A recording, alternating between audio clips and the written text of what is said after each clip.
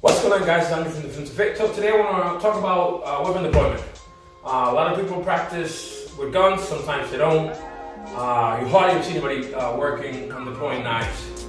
A lot of the training involves a knife already being out. So I have a knife, they have a knife, now we're going to fight it. That's not really realistic. That'd be somewhat better options. But in reality, if somebody comes with a knife, you're going to have to fight, you're going to have to wrestle, you're going to do something, create some distance. And you might even get a chance to go for your knife. You need to do something to create something where you have an angle, maybe you give deploy your knife. But in reality, the training as a stalemate where we both have weapons, that's just not realistic. So definitely should work on deployment. So it's a couple options depending on where you have your weapon. Ideally, for me personally, I would prefer that I think that it makes sense to have your weapon in your appendix, so some sort of sheath that's in the appendix.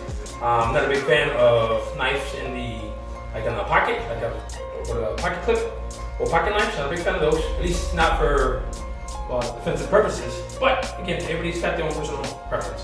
I prefer a fixed blade in the belt, in a holster, or in a sheath. So that being said, there's a couple options.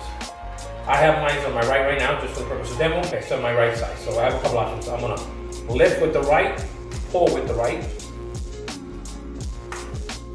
I'm gonna lift with the left, so it's gonna be a cross grab. Lift with the left, pull with the left.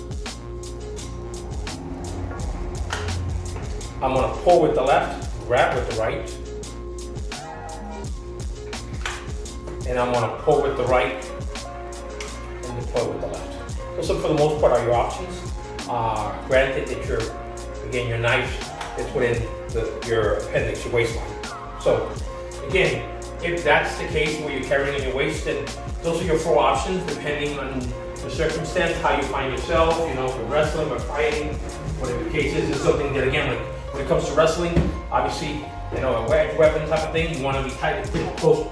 If you can escape in great distance, that's nice, but if not, then you got to get to the point where you need to control that hand, maybe create an angle, while an arm drag where you step back, and again, now you deploy your weapon, whatever the case is. So, these particular drills are solo drills. Obviously, I'm by myself here. If you have a training partner doing some wrestling drills and deploying it, that's definitely something you should do. We do it here, like I said, right now by myself, but that's something that we do. We practice with training knives. We do a lot of pummeling, arm drags, 2-on-1, whatever the case is, and the idea behind it is create an angle where you can deploy your weapon. So, again, back to the drill. So, I'm going to start with single hand, pull, and deploy.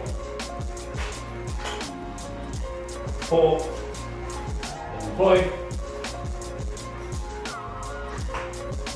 Pull, deploy. Pull, and deploy. And then I keep doing that over and over again until I, pick up a little speed, single hand. Boom.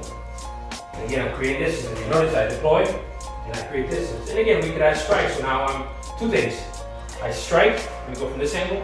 I strike and I pull and create distance. Cross grab, same thing. I strike, create distance. Same side. Hit with the right, pull with the left, and then switch. Cross grab. Hit with the left, pull with the right, and then switch. Whatever the case is. And you just keep practicing over and over again. Get a lot of repetitions. The idea behind it is that it becomes second nature. You're trying to, try to pull that off in a couple seconds. So, boom. Like, I didn't lift high enough, I got stuck a little bit. And there's a reason why, again, you want to get repetitions and do as much as possible. Same thing, get my shot in. Boom. A little better. One more time. Again, I'm right-handed, so I'm shooting from my knives on my right, shooting from the right. Get my shot in. Boom. Not too bad. Let's go with the left. So I push from my left because I'm grabbing my right, and I'm going to do the opposite. Same thing, my stance can change. Maybe not, I don't know. Circumstance will dictate how I'm standing. But for the purpose of training, I do here. So hit and pull. Not bad, not great, but not bad. Again. Pull, all right? And just like a gun, you want to go high. Make sure there's no room. High, make sure there's no room. High, make sure there's no room. High, make sure there's no room. You don't want anything tangled up. So, and again, you keep practicing it, create different scenarios.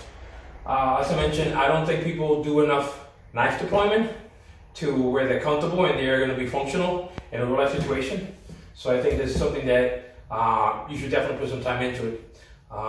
Especially if you're going to carry a knife, or if you carry a knife as a secondary backup to maybe a firearm, if that's the case. All right, anyway, that's my spiel for the day. I'm your friend, The Vince Fit. Like, subscribe, until next time, talk to you guys soon.